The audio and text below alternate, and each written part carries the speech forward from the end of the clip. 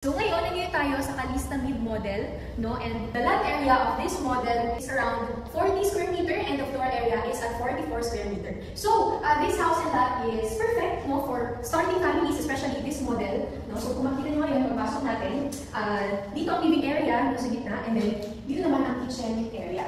Yan. So, and this way naman is the common toilet and bath, no, dito sa first floor.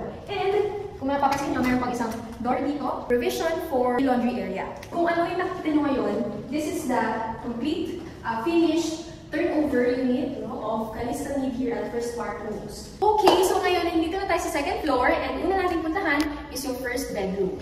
No? So dito sa second floor, we have two bedrooms.